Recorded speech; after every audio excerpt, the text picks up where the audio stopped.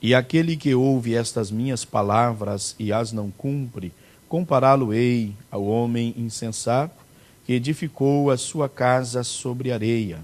E desceu a chuva, e correram os rios, e assopraram o vento, e combateram aquela casa, e caiu, e foi grande a sua queda.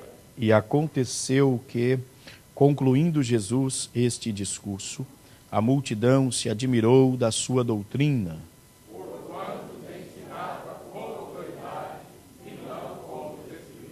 Amém. Deus abençoe a igreja. Tomem os assentos, por favor. Meus amados e queridos irmãos, eu quero mais uma vez dar graças a Deus por estarmos nesta noite na casa do Senhor, para mais um momento de adoração a Deus e nesta oportunidade estudando a palavra do Senhor Jesus. Na semana que se passou, na terça-feira passada, os irmãos recordam que estava conosco o pastor Ezequias Soares e ele falou-nos a palavra de Deus mediante a revista que nós estamos estudando no momento, falando-nos, portanto, sobre a lei de Deus, a lei de Moisés. E foi uma palavra maravilhosa, mas de forma que não demos continuidade ao que temos estudado com os irmãos. Nós vamos voltar nesta noite a esta parte da palavra. Mas eu quero, antes de entrarmos na palavra, agradecer aos irmãos que cooperaram conosco no domingo à noite em Lisboa, na igreja liderada pelo pastor Eliezer. Obrigado aos irmãos que sempre nos ouvem e esforçam para nos ajudar na obra do Senhor. Deus abençoe e recompense a cada um dos irmãos. É importante a cooperação da igreja e o entendimento de que precisamos da contribuição de cada um para melhor fazermos aquilo que precisamos fazer. Obrigado aos irmãos, nosso muito obrigado. Meus irmãos, nós vamos voltar então para o que temos estudado com os irmãos. Eu gostaria que os irmãos retornassem ao capítulo 5 de Mateus, voltando um pouco atrás. Nós vamos meditar aí na segunda sessão do que temos falado com os irmãos, versículo 27 do capítulo 5, e vamos até o versículo 30 para a base de nossas palavras e darmos continuidade ao que temos falado com os irmãos. Amém? Os irmãos encontraram? Então eu estarei lendo, os irmãos me acompanhem aí, por favor. Olha o que a Bíblia diz, é Jesus dizendo: Eu, porém, vos digo que qualquer que atentar numa mulher para a cobiçar, já em seu coração cometeu adultério com ela. Portanto, se o teu olho direito te escandalizar, arranca-o e atira-o para longe de ti, pois te é melhor que se perca um dos teus membros, do que seja todo o teu corpo lançado no inferno. E se a tua mão direita te escandalizar, corta-a e atira-a para longe de ti, porque te é melhor que um dos teus membros se perca, do que seja todo o teu corpo lançado no inferno. Amém. Irmãos, os irmãos que estão estudando conosco estão recordados sobre o que temos falado com os irmãos. Nós estamos, nesse momento, na segunda sessão desta expressão usada por Jesus Cristo, fazendo referência ao que havia sido escrito aos antigos. E é claro que ele está referindo, portanto, à lei de Deus. No versículo 27 é a segunda sessão, quando Jesus disse: ouvistes o que foi dito aos antigos. Agora Jesus está falando aí sobre a questão do adultério. Porém, irmãos, o que temos falado com os irmãos é que Jesus está levando-nos ao entendimento que para não cometermos certas coisas, nós precisamos cuidar das intenções do nosso coração, nós precisamos cuidar dos nossos pensamentos, nós precisamos, portanto, cuidar dos nossos sentimentos. Se não frearmos nossos sentimentos e nossos pensamentos, nós poderemos cometer aquilo que nós não queríamos cometer. Jesus, portanto, nos ensina a tratar da questão de sentimentos e de pensamentos. Isto não pode estar tendo livre percurso, quer na mente, quer no coração. Nós já temos trabalhado com os irmãos, é só a nível de lembrança. eu disse aos irmãos que pela palavra de Deus nós precisamos ter a capacidade ou discernimento para desaprovarmos em nossos corações, nossos sentimentos, quando eles não correspondem com a vontade de Deus. E precisamos nós mesmos desaprovar, é claro que à luz da palavra de Deus, à luz do Espírito do Senhor, nós precisamos desaprovar nossos pensamentos, quando também eles são impuros. Disse aos irmãos que Jesus aqui não está tratando da mutilação de membros ou de corpo, pois isto não isentaria o homem ou não livraria ele de situações. Nós precisamos entender que Jesus está levando o homem ao entendimento extremo, que seria melhor ele perder o que para ele é de suma importância aqui nessa terra, mas não perder a era por vir, ou não perder a salvação, o que nos espera do outro lado. Por ora, seria melhor, portanto, perder olho direito, na expressão de Jesus, e perder também mão direita, mas não perder o céu, o que nos espera do outro lado. É o que Cristo quer nos mostrar. Eu cheguei a dizer aos irmãos que se a questão fosse arrancar olho, então os cegos estavam livres desta situação. Jesus não está falando sobre isso. Nós precisamos, portanto, entender, irmãos, que é uma expressão que Cristo usa para levar-nos ao entendimento. É uma palavra um tanto quanto forte, mas que mostra-nos uma verdade que não há concessão, que é isto que nós estamos estudando na revista de Escola Dominical. É uma verdade que não há concessão. Ela é, portanto, para todos nós. Assim sendo, nós vamos dar continuidade a este assunto. E eu quero passar agora, queria que os irmãos abrissem as Bíblias. Vamos lá para Romanos agora, por favor. Lembre do que temos falado aí com os irmãos. Nós precisamos guardar isso. Olha um problema aí. Quantos irmãos faltam aqui hoje? Nunca depois conseguem ligar o assunto que nós estamos falando. Isso é um problema. E muitas coisas ficam sem nexo. Mas eu dou graças a Deus por sua vida aqui nessa noite. Romanos capítulo 8, amém? Tenha a sua Bíblia aberta aí, por favor, porque agora nós vamos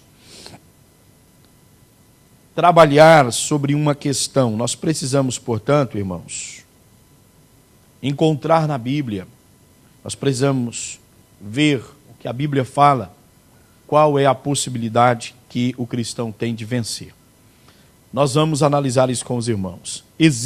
Há esta possibilidade do cristão ser vencedor. Dele vencer, portanto, os impulsos de sua carne.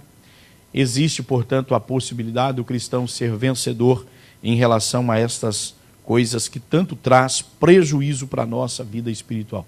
Nós vamos começar a ver isso com os irmãos a partir de agora. Portanto, eu passo a falar com os irmãos sobre a possibilidade do cristão vencer em Cristo Jesus. Eu queria que os irmãos lembrassem que nós partimos lá daquele ponto que Jesus Cristo está nos mostrando que a era da graça vai além da lei. Ou, na verdade, irmãos, há um afinamento da lei. Na verdade, meus irmãos, na era da lei, vamos lembrar disso, o homem, nós já sabemos, nós vamos recordar, o homem, ele tinha que fazer. Agora, já na era da graça, a Bíblia está mostrando que só dele ter a intenção, ele já poderá ser responsabilizado perante o Senhor nosso Deus. Portanto, quando a gente vê isso, e foi bem explicado para nós, o pastor Ezequias aqui, quando ele falou para nós, embora a Bíblia fale, mas às vezes parece que a gente não consegue ver, ele disse para nós que pela lei ninguém seria justificado. Nós precisamos pensar no que a Bíblia diz lá no capítulo 3 de Gálatas, quando a Bíblia diz que o Evangelho, ele foi anunciado antes da lei para Abraão. Observe que o Evangelho foi anunciado a Abraão, antes que a lei fosse instaurada ou fosse estabelecida de forma escrita para Moisés. Portanto, não é essa a questão que quero tratar, mas nós precisamos ver pela palavra de Deus que a possibilidade de, como crentes, nós vencermos. Irmãos, estes dias trabalhei por algumas vezes, quando digo trabalhei, falei a palavra de Deus com os irmãos, sobre a questão de termos segurança na nossa salvação. Em relação à nossa salvação, sabermos, não só ouvirmos, mas sabermos que de fato Jesus nos salvou. Jesus nos libertou dos nossos pecados, que nós fomos transformados amados. Nós vamos observar, dentro da era da graça, desse período, nós vamos observar, amados e queridos irmãos, que aquilo que a lei não fornecia para o homem, os ensinamentos de Jesus Cristo fornece para o homem, que são esses meios para o homem vencer, portanto, aquilo que até então ele era servo, ele era escravo, e por mais que ele queria, ele não conseguia vencer. Há a possibilidade do cristão vencer, glórias a Deus, em Cristo Jesus, é claro. Primeira coisa, irmãos, nós temos que ter o entendimento. Existem muitos cristãos que não compreendem isso. Quando eu digo muitos cristãos, muitas pessoas inseridas no meio do cristianismo, que não conseguem ver isso. E nós temos que ver. Cristo quebrou o governo do pecado sobre a nossa vida. Se você puder, fale para você mesmo, para você gravar. Cristo quebrou o governo do pecado sobre a nossa vida. A Bíblia é clara, categórica. O pecado já não reina mais em nosso viver. A gente vai ver isso. Mas guarde esta palavra. Eu preciso saber, nós precisamos saber, eu quero que os irmãos recordem, quem esteve em Lisboa, por exemplo, embora você já é sabedor disso, mas a palavra vem para fortalecer nossa fé. Ela vem para nos reanimar, para nos avivar, para nos fazer ver a cada dia com mais clareza essas verdades. Em Lisboa, lembre os irmãos que eu falei sobre a segurança no nosso relacionamento com Jesus Cristo.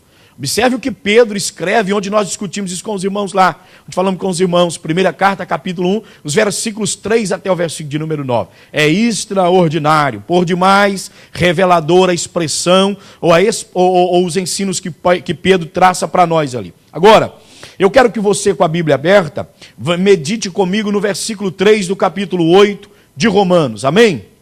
Os irmãos podem ler, todos os irmãos em conjunto?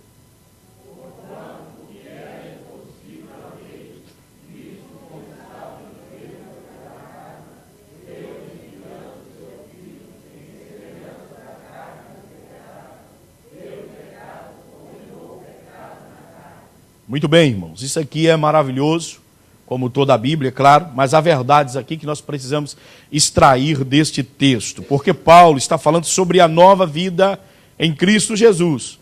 Paulo parte, claro, ele finaliza um assunto, ele começa aí no versículo 1 do capítulo 8, dizendo que já não há mais nenhuma condenação para aqueles que estão em Cristo Jesus. A primeira coisa, irmãos, o fato, olhe para cá, o fato de Cristo ter quebrado o governo do pecado na nossa vida, conferiu-nos um novo estado. Os irmãos estão me ouvindo? Conferiu-nos um novo estado. Qual era o nosso estado antes dele? Era um estado de praticamente incomunicável pelas coisas de Deus. Lá no capítulo 2 de Efésios, versículo 1, eu sempre cito esse versículo. E é um versículo extraordinário. Paulo está dizendo que nós estávamos, esse era o nosso estado, estávamos mortos em ofensas e pecados contra Deus. Era nosso estado.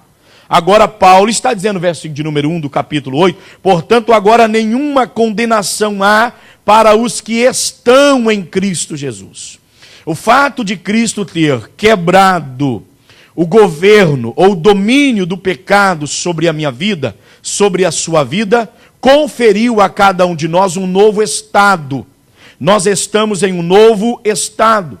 Agora nós estamos vivos em Cristo Jesus. E é bom que a gente entenda que nós nascemos para uma nova vida.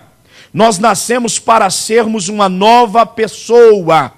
Nascemos para ser uma nova criatura. Nascemos para ter, olhe para cá por favor. Nascemos para ter uma nova visão. Nós nascemos para ter novos hábitos. Nossos procedimentos já não são mais o mesmo. É por isso que João escreve na sua primeira carta que aquele que diz que está nele, é o estado, deve andar como ele andou. E a gente tem que saber que a expressão é metafórica. Não significa andar fisicamente. mas significa proceder, significa viver, significa assemelharmos a cada dia com o Senhor, significa identificarmos com Cristo, identificarmos com sua palavra, significa deixar que o Evangelho tome forma dentro de nós. Portanto, nós nascemos para uma nova vida. Aí Paulo faz valer o que ele escreve, segunda carta aos Coríntios 5,17, dizendo: aquele que está em Cristo, olha o estado, aquele que está em Cristo, nova criatura é. As coisas velhas passaram, eis que tudo se fez novo. Até aí, irmãos, ele pensava muita besteira. Até aí ele olhava para tudo que não presta. Ele não cuidava de intenções, ele não cuidava de pensamentos, ele não cuidava de sentimentos, mas ele nasceu e tem novos hábitos agora. Inclusive, ele tem até uma nova família. E essa nova família, quando você vem para cá no início de sua fé, de sua vida, a tendência é que você aprenda com a comunidade. Assim como os nossos filhos pequenos começam a aprender com o pai, começam a aprender com a mãe, com o irmãozinho que é maior. Assim também aquele que vem para esta família, para o meio do povo de Deus, ele começa a aprender. Ao invés de cantar música do mundo, ele vai cantar hinos de louvores a Deus. Ao invés de falar palavrões, não vai mais haver palavras torpes na sua boca. Ao invés de olhar para o que é mal, ele vai fazer uma aliança com os seus olhos, porque ele percebe que a igreja, os irmãos, os crentes, possuem uma aliança de fato com Deus. Ao invés de pensar o que não deve, ele passa a pensar em tudo que é honesto, não é o que Paulo diz? Que nós devemos pensar assim, tudo que é honesto, que é justo, de boa fama, que é verdadeiro, nisto pensai. Ele começa, portanto, a pensar nas coisas dos céus. Ele deixa de pensar um pouco na terra e começa a pensar um pouco nas coisas do céu. Portanto, entendamos que o fato de Cristo quebrar o governo do pecado na nossa vida, conferiu-nos, portanto, um novo estado. Irmãos, há pessoas que não vencem nas suas vidas, porque eles não concebem esta verdade. E quando eu digo vencer, irmãos, não é o triunfalismo, não. Estou falando de ser crente vitorioso em Cristo Jesus. Olha, a vida cristã, ela é abundante. A vida cristã, irmãos, é cheia de lutas, de dificuldades, de problemas, adversidades. A Bíblia fala sobre isso. A Bíblia fala sobre as oposições que nós temos, os ataques que enfrentamos. Não temos luta contra carne e sangue, mas temos luta contra o adversário. Ele batalha, mas preste atenção, vida cristã é maravilhosa. Vida cristã não é deprimente. Algumas pessoas que eles, como cristão, parece que são infelizes. Algumas pessoas que, como cristão em um novo estado, parece que eles são derrotados. Parece que eles não têm prazer. Parece que eles são crentes por medo. É aquela expectação horrível de medo. Aquilo que Martim Lutero diz, ou dizia que havia na vida dele, até que ele percebeu que o justo viverá da fé. Pessoas que não conseguem entender isto. Logo não vencem por causa disso. A mulher disse: eu não consigo mudar com meu marido. Não consegue porque até hoje ela não deixou ser colocado na cabeça, no coração dela, o que é que Cristo fez por ela. Ela se torna vencida por isso. Ou seja, ela é vencida por isso. O marido diz: eu não mudo comportamento também dentro da minha casa. Já tentei, já fiz de tudo, mas sou mesmo do mesmo jeito. Qual razão? Ele não consegue conceber essas verdades. Irmãos, amados, isto deve ser uma obra efetuada pelo Espírito de Deus na nossa vida. Jesus de fato nos libertou. E libertou para uma nova vida. A partir daí agora, eu tenho a palavra de Deus que vai me ajudar. Eu tenho a possibilidade de viver uma vida de oração que vai me ajudar. Eu tenho a possibilidade de consagrar a minha vida a Deus para mortificar mais a minha carne e aproximar-me mais do Senhor. Eu tenho, portanto, meios para me vencer, porque de fato, aquilo que era inquebrável pelo homem, Jesus foi lá e quebrou. Glória seja para sempre dada ao santo nome do Senhor. Então o apóstolo Paulo segue dizendo: não há condenação para aqueles que estão em Cristo Jesus. E vai dizendo ele que não andam segundo a carne, mas segundo o Espírito. É claro que Paulo, ele traz esse complemento, porque isto não será uma questão de dizer. Dizer é muito fácil. Dizer o seguinte: olha, eu estou em Cristo Jesus. Paulo não questiona o homem falar, mas ele pede evidência, ele pede prova. Ele está dizendo que não anda segundo a carne, mas segundo o Espírito. É claro que é visível, será tangível aquele que vive em Espírito e não vive segundo a carne. Tanto é, irmãos, eu costumo sempre citar Colossenses capítulo 3, versículo 1, onde Paulo está dizendo: se já ressuscitasse com Cristo, buscai as coisas que são de cima. Paulo não está dizendo: quem é você, rapaz, para dizer que você ressuscitou com Cristo? Ele está dizendo o seguinte: se já ressuscitou com Cristo, busque as coisas que são de cima. A prova de que nascemos para uma nova vida é nossas atitudes.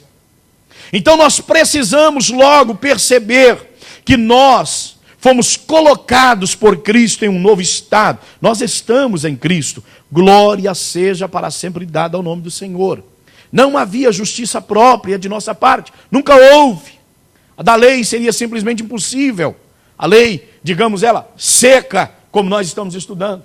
Mas agora, algo que a gente precisa entender, eu estava dizendo, vai ter muita gente que ainda vai sair desse trimestre com a cabeça complicada. Jesus não removeu lei, irmãos. Jesus não removeu lei. A Bíblia não fala de Cristo remover lei. Ela cumpriu-se na íntegra em Cristo. Quando a Bíblia diz o fim da lei é Cristo, a finalidade apontava para ele. Agora, atenção, Jesus não foi lá e tirou isto. Nós aprendemos aí que Jesus cumpriu toda a lei. E ele trouxe como que uma espécie de afinamento para a lei. Ele trouxe esse afinamento para a lei. Os ensinamentos de Cristo nos levam mais além. Aquilo que não era capaz, que eu não era capaz de fazer na lei seca, vou usar essa expressão, olhe para cá, por favor. Hoje, se eu cumpro, porque eu fui liberto, hoje, se eu cumpro os ensinamentos de Cristo, eu cumpro a lei. Nós vamos ver isso aqui daqui a pouco. Então vejamos, irmãos, em primeiro plano, vamos continuar. O versículo 2, ele diz: porque a lei do Espírito de vida em Cristo Jesus me livrou da lei, do pecado e da morte. Aí Paulo trata da questão, olha o versículo 3. Porquanto que era impossível a lei, visto como estava enferma pela carne. Esse era o problema, irmãos. A lei, olhe para cá, ela não fornecia algo para o homem. Ela não fornecia. Lembra do que o pastor Ezequias falou para nós, e com muita propriedade aqui, né? Muita segurança, embora a Bíblia fale, é claro, que a lei tinha um propósito tríplice, ou era 3 os propósitos da lei, entre os quais um deles era fazer com que a perversão não aumentasse, mas era conter o mal, conter a perversidade. Primeiro era mostrar ou revelar o pecado no próprio homem. Agora, revelar o pecado na minha vida não resolve a minha situação. Tem que me dar a saída. A lei não dava saída. A lei só apontava o pecado no homem. Então Cristo veio, olhe para cá. Por isso que Paulo usa essa expressão: porquanto o que era impossível à lei, visto como estava enferma pela carne, é que o homem na sua própria carne, irmãos, ele não vencia. Era simplesmente impossível. A Bíblia segue dizendo: Deus enviando o seu Filho em semelhança de carne. Olhe para cá, que a gente tem que entender. A Bíblia diz lá no capítulo 2, se não estou equivocado, de repente alguém me ajuda aí, de capítulo 2, versículo 14, 14, 15, é isso mesmo, de Hebreus. A Bíblia diz que, visto como os homens participam da carne e do sangue, Cristo participou das mesmas coisas. Pode ler, por favor? Leia para nós, por favor. Como os filhos participam da carne e do sangue, também ele participou das mesmas coisas, para que, pela morte, aniquilasse o que tinha o império da morte, isto é, o diabo, e livrasse todos os que com medo da morte estavam por toda a vida sujeitos à servidão. Porque, na verdade, ele não tomou os anjos, mas tomou a descendência de Abraão. Muito bem. Isso já faz referência a Gálatas capítulo 3, versículo de número 16. Mostrando Cristo como a posteridade. O artigo está definido, de Abraão. Então preste-me atenção, meu querido e amado irmão. A Bíblia diz que Deus então enviou a Jesus Cristo, o seu Filho, em semelhança da carne do pecado, porque na carne estava o pecado. O homem herdou o pecado da queda de Adão lá no Jardim do Éden. E uma coisa que você tem que entender, que eu tenho que entender, nós precisamos entender que quando o homem ele pecou, ele foi destituído da glória de Deus. E quanto mais distante está o homem de Deus, mais fraco moralmente ele é. A queda de Adão trouxe a fraqueza moral do ser humano. Logo, meus queridos irmãos, a lei revelava a situação do homem, mas não dava um meio para ele sair daquela situação. Ela era, portanto, meus queridos e amados irmãos, algo que mostrava ao homem a sua miserabilidade, o seu estado deplorável, a sua fraqueza moral. E tudo quanto Deus estabelece, Ele estabelece apontando para Cristo, que viria para cumprir toda a exigência prescrita ou que esta lei queria. Cristo foi o único que cumpriu. E Ele vem cumprir, irmãos, não é para Ele, porque nele não havia pecado. Eu tenho que entender por esta palavra que Cristo assumiu. Ele tomou forma de carne e sangue, Ele assumiu, meus queridos e amados irmãos, a nossa carne, mas não a nossa natureza pecadora.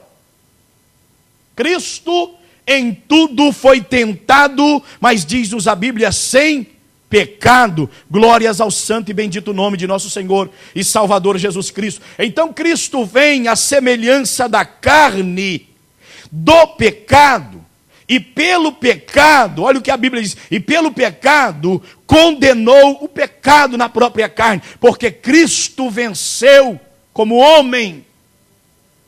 Você está me entendendo?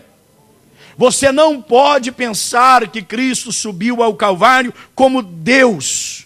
Cristo tornou-se, a Bíblia diz, o nosso mediador, o único mediador entre Deus e os homens é Jesus Cristo, homem. Ele participou das mesmas coisas que nós participamos. Mas toda a justiça que a lei queria e não fornecia, é claro, eu fiz até uma observação aqui mais embaixo, que ela não trazia os mecanismos para o ser humano. Jesus Cristo vem, cumpre categoricamente, e a Bíblia está dizendo que pelo pecado condenou o pecado na própria carne. Jesus triunfou na cruz do Calvário, completando, portanto, assim a obra da nossa salvação. Glória para sempre seja dada ao seu maravilhoso nome. Então, em primeiro lugar, vamos perceber como é que podemos vencer, nós tendo o verdadeiro entendimento, e que isso seja administrado na nossa vida, seja ministrado em nós, pelo Espírito Santo, através da sua palavra, o resultado, olhe para cá, irmãos, o sucesso, eu vou usar essa expressão, escandalize não, mas o sucesso da morte de Jesus Cristo. Eu preciso crer no que a Bíblia diz, que Jesus morreu pelos meus pecados, e Ele ressuscitou para a minha justificação. A Bíblia diz, ou seja, Cristo não só morreu, mas Ele morreu e ressuscitou. Ele morreu pelos nossos pecados e ressuscitou para a nossa justificação. A sua ressurreição garantiu a nossa justificação. E dentro desta mesma carta, no capítulo 5, versículo 1, Paulo diz então, justificados, pois pela fé, temos paz com Deus, por meio de nosso Senhor e Salvador Jesus Cristo. Ele efetuou a nossa justificação, absolveu-nos dos nossos pecados quando eu criei. Quando você foi capaz de crer, olhe lá para Efésios capítulo 2, versículo de número 8. Deus não esperava e não espera que o homem seja capaz de se salvar. O homem não é o seu próprio salvador. É exatamente por isto que Cristo veio em semelhança da carne, para ser o salvador da minha alma. para ser o salvador da sua alma. Inclusive, irmãos, isso é uma coisa que constantemente tem que recorrer à nossa memória, ser pregado na igreja, ser falado nos nossos púlpitos, e a gente esquece disso. Quando nós olhamos para o anúncio do nascimento de nosso Senhor Jesus Cristo, os anjos aparecem anunciando que Ele é o Salvador dos homens, mostrando, portanto, a obra que Deus haverá de realizar através da vida de seu Filho, que encarnou-se entre os homens, o Verbo encarnado. E a Bíblia diz que cheio de graça e cheio de verdade, e nele vimos a glória como a glória do unigênito do Pai. Glória seja para sempre dada ao santo e bendito nome do Senhor. Então, meus queridos irmãos, de fato Cristo quebrou o governo do pecado sobre a minha vida, para que eu viva uma vida de vitória. Agora, é claro, irmãos, que eu preciso observar ainda alguns versículos em conjunto. Vamos voltar para o capítulo 8, mas volte um pouquinho mais para o capítulo 5 de Romanos. Os irmãos acharam? Então vamos ter atenção ao que a Bíblia diz no versículo de número 21. Olha o que a palavra de Deus está dizendo. Para que, assim como o pecado reinou na morte, também a graça reinasse pela justiça para a vida eterna por Jesus Cristo, nosso Senhor. Glória seja para sempre dada ao nome de Jesus. Portanto, irmãos, Paulo, dentro desta expressão que ele usa, que ele nos mostra sobre a questão do governo, do pecado, porque, dizendo ele, para que assim como o pecado reinou na morte, e se os irmãos analisarem todo o contexto, Paulo vai falar sobre o contexto do império da morte, ele vai falar sobre o reinado do império da morte. Até, meus irmãos, Paulo vai usar a expressão aqui mostrando Adão, mostrando Moisés e muitos outros. Então eu quero que os irmãos recordem de 2 de Hebreus, e versículo de número 14, onde o escritor está dizendo, visto que os filhos participam da carne e do sangue, ele participou das mesmas coisas, para que pela morte, ou seja, para passar pela morte, e pela morte aniquilar o que tinha o império da morte, a saber, Satanás. Observe no versículo 21, para que assim como o pecado reinou na morte, ele reinou na morte, também a graça reinasse pela justiça para a vida eterna por Cristo Jesus nosso Senhor. Quantas pessoas que eles só têm o reflexo da graça de Deus. A graça, irmãos, ela é um poder que fortalece a nossa vida. Quando nós a compreendemos e quando nós a valorizamos. Olha para cá. A graça, ela não é um mecanismo, ela não é um meio, ela não é uma proposta de Deus, não é uma disposição divina para que você peque, a fim de que a graça apareça. Não, senhores. A graça veio para fornecer ao homem o que a lei não fornecia. Trazer para o homem o que a lei não trazia. Levar-nos, portanto, a vivermos uma vida plena em Cristo Jesus. Paulo poderia, por exemplo, a meu ver, é claro, com a minha visão tão pequena, mas debaixo da exatidão, vou usar essa expressão, da exatidão divina, mas Paulo poderia, parece que escrever assim, para que assim como o pecado reinou na morte, também a justiça reinasse para a vida eterna por Cristo Jesus. Porque a questão é a justificação, mas não há justificação sem graça. Olhe para cá.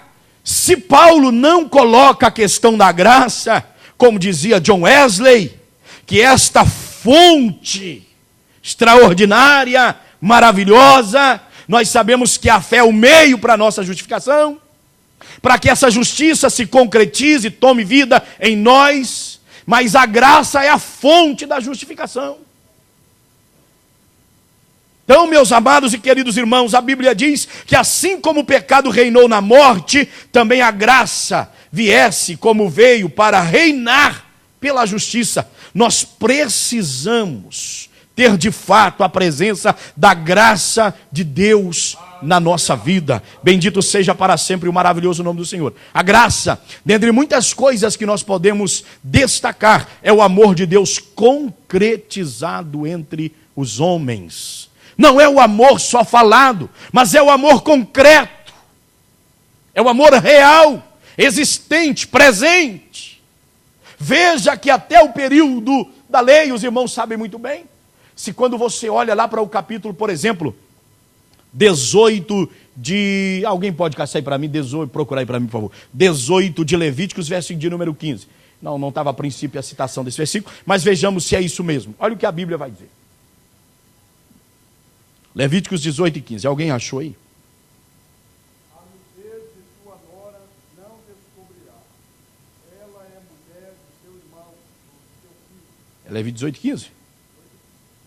Ué, deixa eu ver aqui então. Deixa eu ver se eu acho aqui, irmãos. Eu não estava com esse versículo previsto aqui. Quero achar o versículo aqui rapidamente. 18 e 15.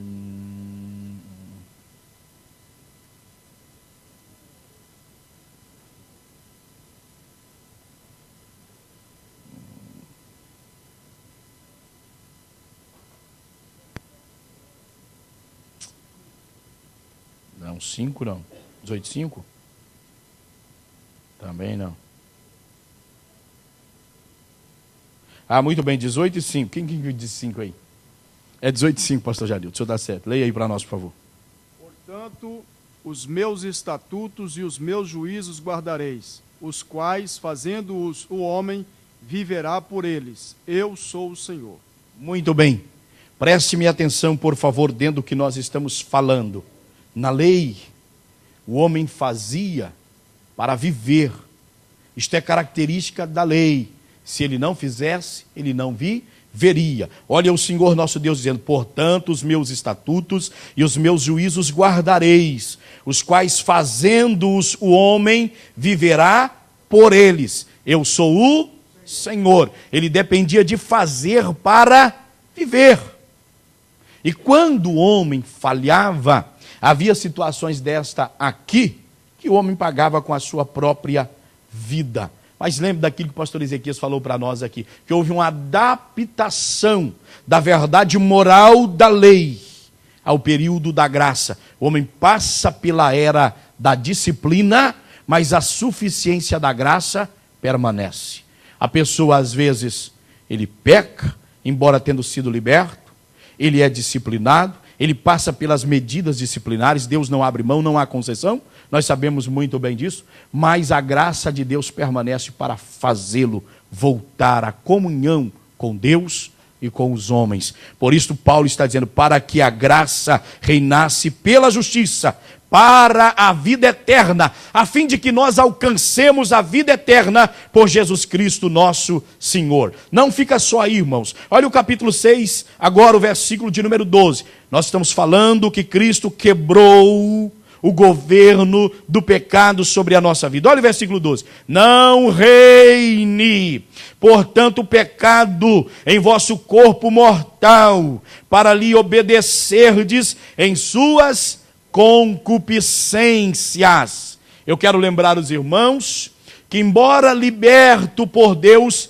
existem os 3 canais pelos quais o homem peca contra Deus, ou como alguns costumam dizer, são aspectos teológicos. Prestemos atenção: concupiscência dos olhos, concupiscência da carne e soberba da vida. Estas coisas nós lidaremos com elas, conviveremos com elas, mas o reinado do pecado Cristo desmontou, Cristo quebrou. Eu disse aos irmãos em Lisboa, no domingo à noite, Cristo nos livrou do poder do pecado. O poder do pecado nós não vencíamos. Então Cristo foi lá e quebrou, livrou-nos do poder do pecado. Agora nós convivemos sim, infelizmente ainda, com a presença do pecado. Mas a presença do pecado, os ensinamentos de Cristo, a sua palavra, uma vida de vigilância é suficiente para nós vencermos a presença do pecado a cada dia. Deus seja para sempre louvado, glória seja para sempre dada ao nome do Senhor.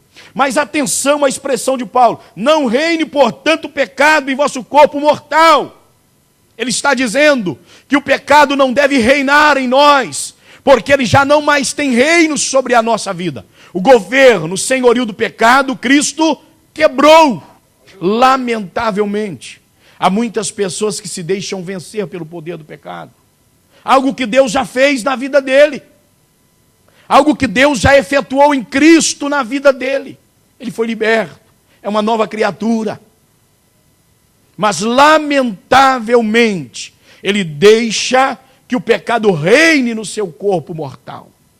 E olhe para cá, por favor, irmãos. Vamos voltar à questão das intenções, dos pensamentos que por vezes aparecem à nossa mente e que a princípio nós não os identificamos. Os sentimentos que aparecem em nossos corações, que eles parecem ser invisíveis, mas àquele momento que você volta à vida, que você acorda para a realidade, é de suma importância termos um posicionamento nesta hora. Você pode deletar ou você pode aceitar. Você pode reprovar ou você pode aprovar o que Deus não aprova. Porque embora, havendo sido livres por Deus, não significa que Deus tirou a sua mentalidade. Não significa que Deus roubou ou tirou de você o poder de decisão.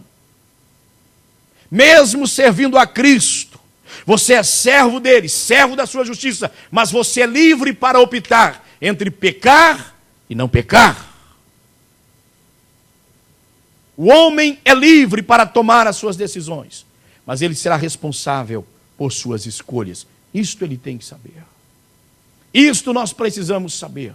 Então, atenção, aquilo que você não quebraria, eu não quebraria, nós não quebraríamos, Cristo veio e quebrou. E aí Paulo está dizendo: não reine, portanto, o pecado em vosso corpo mortal, para lhe obedecerdes em suas concupiscências. Irmãos, para se tornar servo, baixar a cabeça e dizer para o pecado: faça o que você quiser da minha vida, que não adianta, já tentei. Ou Cristo não nos libertou, e se isso não tiver acontecido, não aconteceu, não é porque Cristo não consumou a obra no Calvário, é porque houve um problema na entrega da minha vida ao senhorio de Cristo. Eu não criei de fato no poder, na eficácia da morte de nosso Senhor e Salvador Jesus Cristo para me libertar dos meus pecados. Hoje, irmãos, isto tem que ser assentado no nosso coração. Eu sou uma nova criatura, você é uma nova criatura, nós somos uma nova pessoa, para brilharmos aqui nesta terra e glorificarmos o nome maravilhoso e bendito de Jesus. Paulo segue dizendo ainda no versículo de número 13, olha: tampouco apresenteis. Veja que uma pessoa que se rende ao domínio do pecado, ele se apresenta voluntariamente. Paulo usa a linguagem do serviçal em relação ao senhorio, ao patrão, aquele que tem o comando. Irmão, tem coisas na nossa vida é que a gente é desavisado. E quando digo desavisado, não é porque não há informação, é porque a gente não presta atenção nelas. É porque a gente não crê, irmãos. É preciso crer na eficácia do sacrifício de Jesus Cristo na cruz do Calvário. E isso não vai isentar-nos de horas, às vezes, a gente tropeçar, falhar. Isso tem a ver com nossa natureza. Mas Jesus não te salvou para você viver na mesma miséria que você vivia antes de conhecê-lo. Jesus te salvou para uma nova vida. Você tem que triunfar na questão da mentira. A mentira tem que ficar para trás. Você tem que triunfar nos pensamentos impuros. Isso tem que ficar para trás. Nos sentimentos impuros. Isso tem que ficar para trás. Na conduta imoral. Isso tem que ficar para trás. Na desonestidade. Isso tem que ficar para trás. No falar da vida dos outros. Tem que ficar para trás. Não ser ébrio. Isso tem que ficar para trás. Prostituição e imoralidade. Tem que ficar para trás. Se meter onde não deve, tem que ficar para trás. É uma nova vida. Muitas pessoas não creem, a grande verdade é essa. O poder não acontece na vida dele porque ele não crê. Não crê. Ele vê mudança na vida do fulano, mas o fulano entregou sem reservas. Eu conheci um pregador, por sinal, e muito bom. Hoje, quando eu digo muito bom, irmão, Deus usava ele. Ele hoje, ouvi dizer que ele está à frente de um grande campo. Então eu penso que uma obra que, a meu ver, tinha que ser concluída na vida dele foi. Mas ele dizia que ele era tão desconfiado que nem a Deus ele entregava o domínio absoluto de sua vida. E a gente via aquele homem pregar, dava vontade de pregar igual ele. Conheci muito, convivi às vezes com ele. Preste minha atenção, hoje está na frente de um grande campo, graças a Deus por isso. Agora, atenção, algumas pessoas que eles têm limites, eles têm reservas, eles não se entregam totalmente ao senhorio de Cristo. Eles não deixam Cristo trabalhar, escafrunchar toda a vida dele. Ele tem reserva na vida dele. Porque a morte de Cristo, irmãos, ela é um sucesso, ela foi um sucesso absoluto. Ela atingiu o propósito divino. É suficiente. O que eu vejo hoje de tanta calamidade na vida espiritual, na vida das pessoas, isso poderia ter ficado para trás se as pessoas assentassem no coração, se enchessem dessa verdade e deixassem isso tomar forma dentro delas, ser governadas pela palavra. Ora, os ensinamentos de Cristo são muito maiores do que meus pensamentos. A justiça proveniente do Evangelho, a justiça proveniente de Cristo é muito maior do que a minha autojustiça, que para Deus é trapos de imundícia. Quantas coisas que eu não venço, porque eu não deixo tomar forma na minha vida. Quando eu digo eu, irmãos, é o ser humano, é uma expressão. Quantas coisas que o ser humano não vence, porque não deixa essas coisas tomar forma na vida dele. Sabe, irmãos, uma miséria que eu vejo na vida das pessoas, dentre outras, é ser curviteiro demais, é entrar onde não deve, é caçar confusão, é se meter em problema, pelo amor de Deus. Eu penso numa igreja, olha para cá, por favor, que cada crente cuide da sua própria vida, baixe o governo de Cristo. Já viu que maravilha, irmão? Cada família que cuida da sua própria família, baixa o governo de Deus. Que maravilha, irmãos. Quando é que nós veremos isso? Quando é que alcançaremos isso? Quando é que você estará nessa posição? Eu não dou conta, pastor, a minha língua coça. Eu não dou conta, passa na minha mente, passa no meu coração. Plante a palavra de Deus aí. Pense no sucesso da morte de Jesus Cristo por você. Tanto é que você está aqui. Tanto é que você faz parte da igreja de nosso Senhor e Salvador Jesus Cristo. Vamos caminhar mais um pouquinho. Paulo então vai dizendo: tampouco apresenteis, se o pecado reinar sobre a sua vida, aí você se torna aquele serviçal que levanta de manhã com a cabeça baixa e se submete ao governo dele. É você que se apresenta, não precisa nem lhe pedir, é você que se apresenta. Estou aqui, o que você quer? Paulo está dizendo: tampouco apresenteis os vossos membros ao pecado, por instrumento de iniquidade. Mas Paulo diz: faz o inverso, porque vocês já foram libertos. Paulo diz: mas apresentai-vos a Deus, ao contrário, apresente a Deus. Eu sei que alguém pode dizer: isso tem a ver com costume. Tem a ver com costume. Mas preste atenção, irmãos. Muitas coisas na nossa vida podem melhorar se nós tivermos o bom hábito de levantarmos pela manhã, apresentando a nossa vida a Deus, orando ao Senhor. E não é oração decorada, não. Por mais que ela seja pequena, mais falada, vivida, sentimento real do coração expresso ao Senhor nosso Deus. Antes de tudo, descendo da cama, dobrando os joelhos e falando com o Senhor nosso Deus. Conversando com Ele pela manhã, conversando com Ele no decorrer do dia. E conversando com Ele ao cair da tarde, quando a gente não vem à igreja, quando, se você porventura não tira aquele momento para você orar, para falar com o Senhor nosso Deus, mas pelo menos, pelo amor de Deus, na hora de deitar.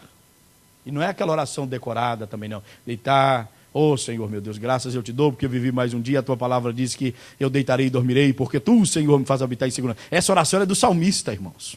Ela tem que se lembrar por nós, mas isso aí foi do salmista, tá? Olha para cá, essa oração não é sua não. Você pode citar ela, mas você tem que ter a sua oração. Você tem que viver o seu momento. Você tem que relacionar com Deus. Você tem que mostrar o sentimento da sua alma. Isso aí tudo tem poder, desde que você não decore e faça disso um objeto, como se fosse de total significância para a sua vida, do ponto de vista que tanto faz você orar, ou você lembrar, ou você até escrever no pé da cama, porque o poder está garantido ali. Isso não é bem assim. Muitas coisas no meio da igreja, na nossa vida, dentro de nossa casa, por certo mudaria. Nós viveríamos um dia melhor. Debaixo dessa pressão, dessa luta, de tanta dificuldade que a gente enfrenta, nós viveríamos um dia bem melhor. Chegaríamos à igreja, olha para cá, menos estafado, menos estressado, sabia disso? A gente chegaria na igreja mais alegre. Inclusive mais agradecido a Deus. Quase que a gente não agradece a Deus pela vida. Quantos tombou hoje, quantos morreu hoje, e muitos morreram sem Jesus. Uma grande realidade que a gente não pode negar, por mais que isso doa, mas é uma realidade. Estive no hospital hoje, lá estava o Marcos, a Mara, e havia, quem mais comigo? Pastor Édan. Havia ali algumas pessoas chorando, chorando, chorando. Quantas pessoas que estão assim? A gente vai lá por alguém da nossa família que está lá, mas quantas pessoas que estão lá na mesma situação? E olhe para cá, por favor. Você está sentadinho aqui nessa noite com saúde, em paz. Mas muitos chegaram aqui amargurados, irmão, estressados, querendo que o culto termine logo. A palavra está enjoada. O que nós temos de coisas hoje que evidencia que o cristão, ele não vive uma vida cristã como devia ser. Quando, eu repito, a morte de Cristo foi um sucesso, é um sucesso absoluto. Poder, o poder, eu preciso crer, nós precisamos crer na morte de Jesus Cristo como meio para a nossa salvação. Eu preciso me desprender um pouco da terra. Você precisa desprender um pouco da terra. Nós precisamos desprender um pouco da terra e pensar um pouco nas grandezas do porvir. As grandezas do porvir. Ao mesmo tempo que eu preciso perceber que os ensinamentos de Cristo, para que eu cumpra o que Ele quer, eu preciso cumprir com as coisas daqui, mas eu não posso esquecer das coisas que são dali. Eu não posso esquecer das coisas que são dali. Aliás, se eu interesso pela vida no além, eu a terei sempre em mente. Eu a terei sempre em mira, como diz o ditado. Eu estarei sempre com a minha visão focalizada. Lembrando, pensando nela. Olhe para cá, por favor. Olhe para cá. Você está achando que está virando uma miscelanga? Tá, não. Quando é que você pensou sobre o arrebatamento da igreja? Tem crente que para ele lembrar do arrebatamento de Jesus tem que dar uma visão para ele que ele está ficando. Ele tem que sonhar que houve arrebatamento e ele não foi. Aí ele passa a semana toda preocupado. Ele está servindo com expectação de medo. Mesma coisa das pessoas debaixo da lei. Olha, irmãos, veja que as pessoas tinham pavor de Deus falar lá no monte. Estavam tão distantes de Deus que Deus falava. A Bíblia diz que figura nenhuma eles viram, mas ouviram a voz.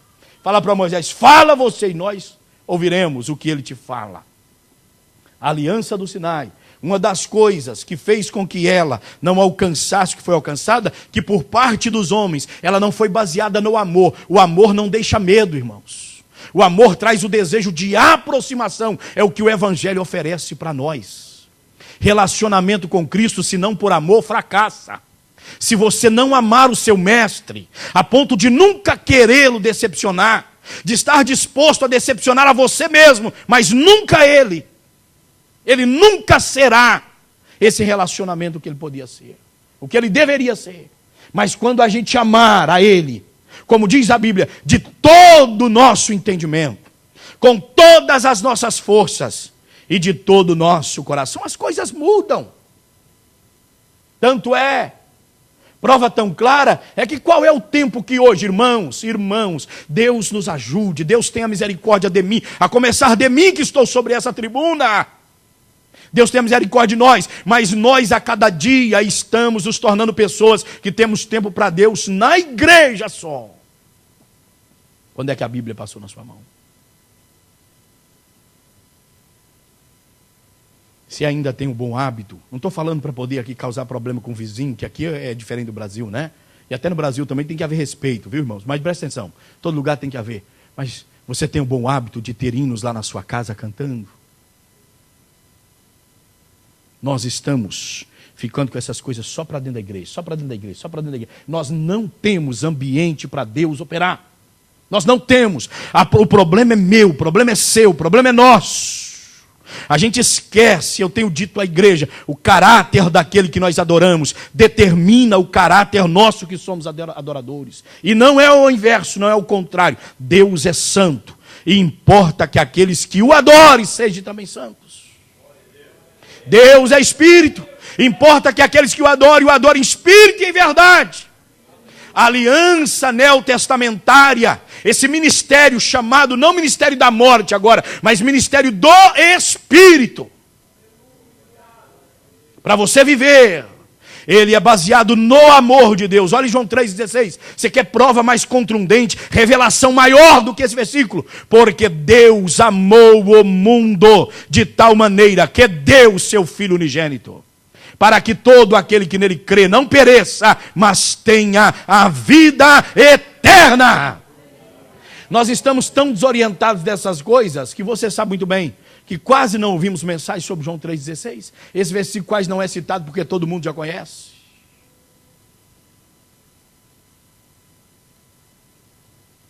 Esta aliança se deu pelo amor de Deus. Nós temos que parar por aqui, mas vamos dar continuidade na próxima semana. Então Paulo vai dizendo aqui, ó: não apresenteis os vossos membros ao pecado por instrumentos de iniquidade, mas apresentai-vos a Deus como vivos dentre os mortos. Veja bem, irmãos, em meio a este mundo, vivos dentre os mortos, glória ao santo nome do Senhor, e os vossos membros a Deus como instrumentos de justiça, bendito seja Deus. Versículo 14, ele fala assim, olha: porque o pecado não terá domínio sobre vós, pois não estáis debaixo da lei, mas debaixo da graça. Quem tem vivido a suficiência da graça? Quem tem despertado para a suficiência da graça? Fiquemos por aqui. Deus abençoe os irmãos. Na próxima semana daremos continuidade em nome de Jesus.